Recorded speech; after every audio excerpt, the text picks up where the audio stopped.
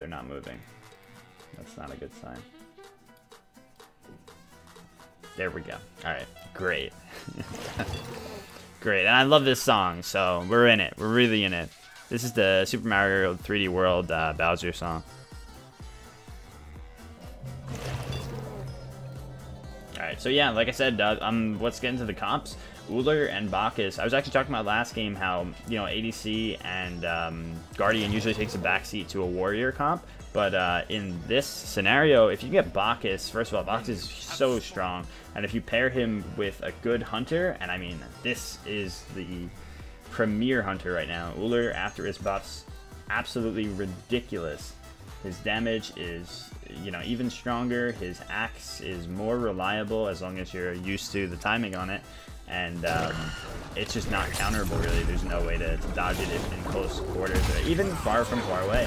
So this is going to be very interesting. But they might be picking on the wrong target here. You know, Osiris pretty tanky. Did you enjoy that? Just naturally here. So they end up taking more damage, actually, than their opponents, which is definitely a problem. I don't think they should have stockpiled on him, but there's the overextension, actually, from Mistman. I'm not sure why he decided to go back in that far, up past their creeps. They were taking damage from their creeps. That was just a very sloppy move. They had gotten the best, or the better of that engagement. They should have just, you know, gotten Rexy low and backed off, but decided to keep pressing it, and unfortunately paid the price. Now Nuda loves Puch because he's weird, and all you guys that love Puch are weird. You gotta accept that. But you know, I love you anyway. And this guy, you know, he prioritized Puch, picked it first. So I feel like he really didn't do his team any favors by doing that. First picking Puch, obviously, will never be something you need to do because your opponents are not going to pick it. It is a very niche, whatever you want to call it, pick. So you got to think about that. Good Aegis though, good Aegis from Nuda. He's able to get out.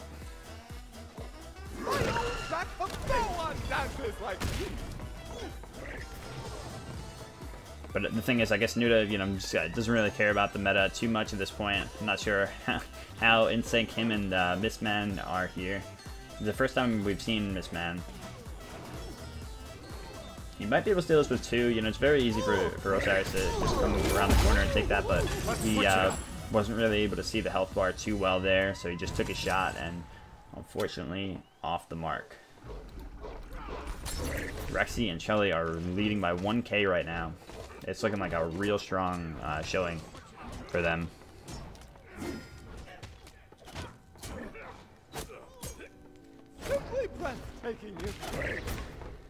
This man's still level 4. Hopefully he hits 5 off of this wave.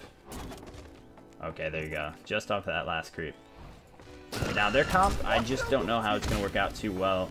The escapes on, you know, the side of the red team, very potent, going up against the Puch, poke damage and everything. They should be able to get in and out pretty easily. I don't think this is, you know, in any way in favor of the blue team. And really, it just, you know, look at Nuda's character. I mean, they're going to be able to jump on him, or Osiris, whoever they choose to, and just blow them to Kingdom Come with the raw power of this Bacchus Ullr comp. And it snowballs so hard. So getting the first blood that, you know, in that position was so strong for them. Osiris, as well, as you could see, the only way he can escape that engagement is if he uses his ult. And he wasn't even able to because he was just completely stun-locked there.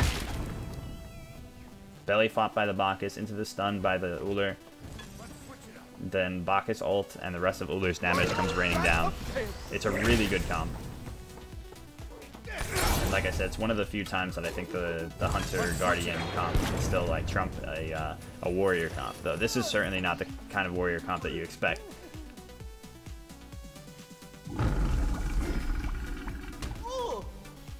Kelly obviously feeling himself here. You know, they got a big lead. He's looking to show off.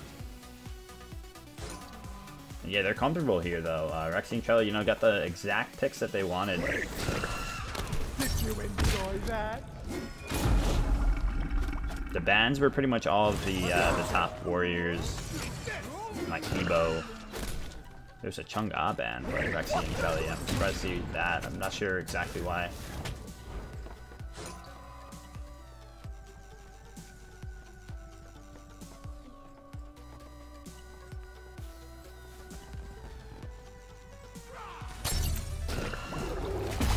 Alright, the jump from Trelly, but Rexy's all the way back there, and he's quite poked out. This man, like I said in the picking the ban phase, the only thing is he'll have a good time up against Rexy. I'm not sure why he's focusing on the bear here, though. He could have ulted Rexy and decided to go in on that, but instead he went for Trelly, and they're not going to benefit off of that. They're not going to be able to find that kill. Yeah, a little bit of mistake on the target prioritization there. Yeah, the only good thing about this comp is that Osiris is, you know, a very strong ADC killer. He can stick to the ADC and, you know, just limit their capabilities, follow them, and, you know, kill them in the long term through an extended engagement. And that was his chance there, but it really did not go the way that they needed it to go.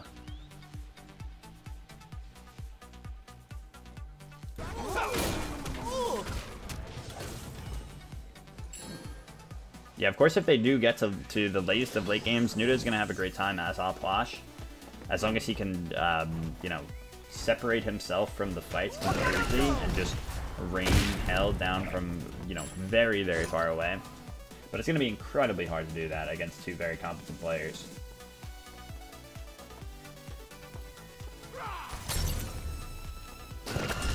As you can see, though, Nuda is going very tanky to start here. Vamp Shroud, cooldown boots into already a breastplate. He's looking to take this to probably like 30 to 40 minutes. God, don't mind that happen.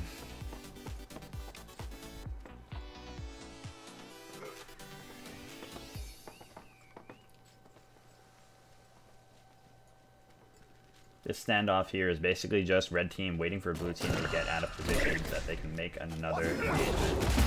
Oh wow, that belly flop did manage to hit. But Nuda is going to be out. Oh my god, just off the mark with that axe. Or not off the mark so much, just out of range rather. Nuda able to run out of there in time. Rexy, of course, very reliable with Ullr. Has hit, you know, a large percentage of his abilities this game. Has provided a lot of poke damage and follow-up damage once Charlie comes down with the belly flop.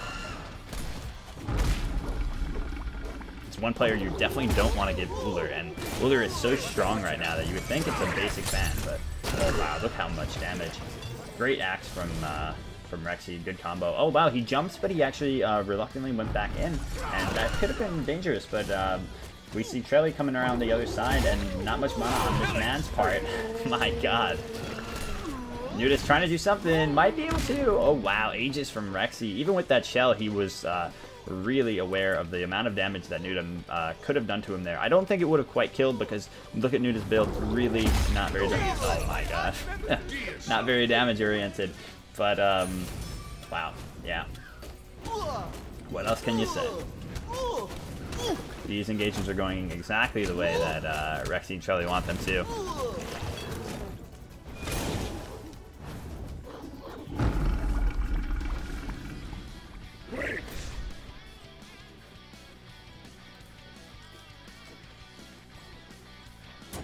Yeah, this man had an opportunity there for a second, but then it was great to see Trelly very quickly recognize that Rexy was in danger, came around the other side, ready to fight, and took Miss Man out. These guys are probably like, what? So what was the strategy? Like, Miss Man's probably like, Nuda. So why the first pick? Plot. Hit me up again with where we're going with this. I just need a refresher. Now let's see how Rexy and Charlie push this lead. I want to see, you know, Rexy plays a lot of Joust. He's a Grandmaster Joust player, I believe, right? And I want to see, you know, when they decide to like go for Bull Demon and stuff. it's usually him, Cosmos, well, rather, we haven't seen Charlie yet. I think this is the first time seeing him in the tournament at all. Usually Cosmos and Destiny are only, like, really, like, big Joust players that enter. So it's always good to see people that are actually so familiar with the exact meta. You know, and know exactly what they can do in each situation when they have a lead. For now, though, they're just, you know, kind of stalling out on the waves and waiting for opportunities on this very, you know, gank susceptible team.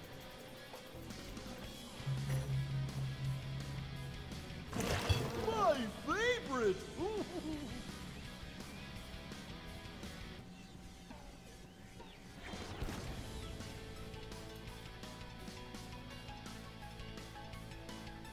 Yeah, sure, Street. I appreciate it.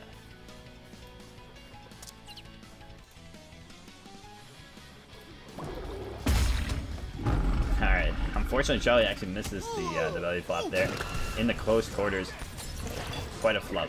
But Rexy wasn't really in position to follow up too well anyway, so it probably would not have amounted in much. So, very small loss. Charlie is left by himself here, but it really doesn't matter. I mean, the blue team doesn't have much engaged potential right now, you know? It's just all Nuda poke damage, and Osiris, you know, he can't really just go in and commit by himself. He also doesn't have, like, the hard CC, other than the, you know, the slow grind with his 3 up to his stun. There's no instant engage kind of potential there. Really fought from Charlie onto the Osiris, but as you can see, blue team's really going to try to stall it out here. Like I said, this is Nuda's plan. He wants to get to the late game, and if they do, they will have a real chance here.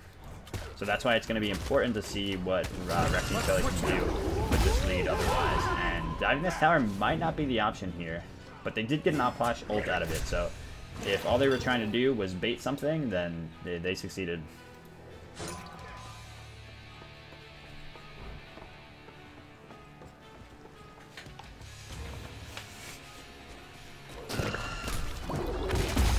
Yeah, they're just staying outside of the range of the belly flop. And they can, you know, still clear because the outflash cleared, you know, so far. Wow, a lot of burst damage coming out from Rexy there, but a lot returned onto him. Every time Rexy turns sights to Missman, Nuda comes through with a ton of his own. But I gotta say, Nuda's actually playing it quite well here, as much as we like to rag on him. Rexy did go for Dev Gloves here. So he's going to have, you know, like the maximum potential of his ADC build here. Went into Executioner as well, and Chin's very standard dual builds as well, so nothing too different here. On the side of Bacchus, we got that Lono's Mask is something that a lot of people have been picking up in 2v2, and it's one that I've completely overlooked because obviously it's 1v1 main. I don't even look into this item that much, but yeah, it seems as though this has been a big pickup for at least the Guardians in the 2v2 scenario.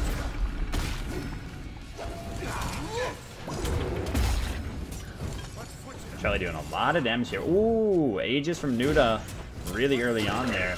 Charlie does not want to use his ult though, unless he knows that he can get the kill confirmed. There it is. Oh my! All right, I lied, right? Unless he can get the kill confirmed, and then he just uses it on the half health Osiris. Alright, that time I guess they used it just to try to create more pressure so that they can get out more safely is what I'm thinking. But then he's kind of lazy back in here. Alright, luckily they're not coming over. Yeah, that was an interesting engagement. Really what they wanted to do there was just create more and more pressure so that they can take the tower down. And now that the tower's down, they hopefully will turn sights towards the Bull Demon more. The thing is, it's warded up pretty heavily, or it was. This board just died over on the blue team side. Red team warding themselves so that they can get in a good position.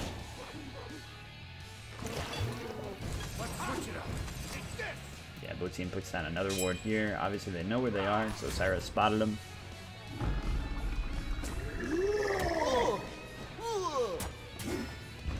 Alright, and Ullr over here soloing the Bull Demon in the meantime. He's got to be careful that he doesn't want Charlie to get aggressed on. all by its lonesome here. Miss Man's taking so much damage. He's really not that tanky at this point because of the deficit. I mean, nearly 4,000 gold behind is the team. So all he's got is this Guardian, half of the Spirit Robe.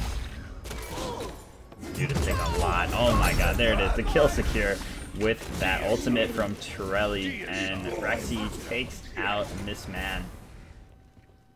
Really well orchestrated gank there. You know, they did the Bull Demon bait perfectly. They had them commit super far into this corner here, and then just turn sights. And with the the power of this team, being able to engage from so far away and keep up the pressure,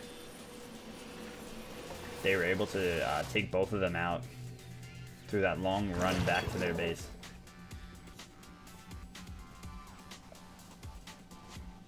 Right, exactly. It's very similar to the duel bait, you know. You just, although in 2v2 you can bait even harder with the Bull Demon because you have someone that's there with heavy CC like a Bacchus, you know.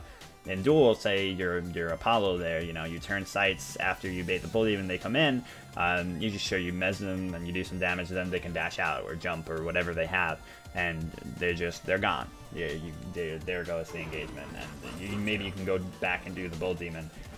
But usually you can't get massive kill swings off of that. Let's switch it up. Most of the time they just linger around, and you're stuck there forever. So that's one really cool thing about Joust, is that it keeps the pressure going, it keeps the games going real quick, because it can actually prioritize off of that turn.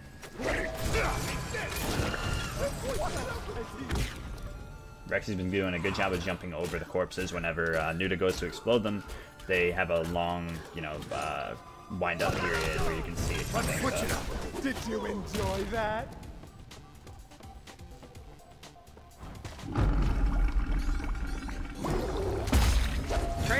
Big damage out to Nuda here, but he ages and runs towards them, actually. He wants to try to get the defense going here. Image, thank you so much for the 7 months. But look at this, just no damage. No damage at all. Look at Nuda's build.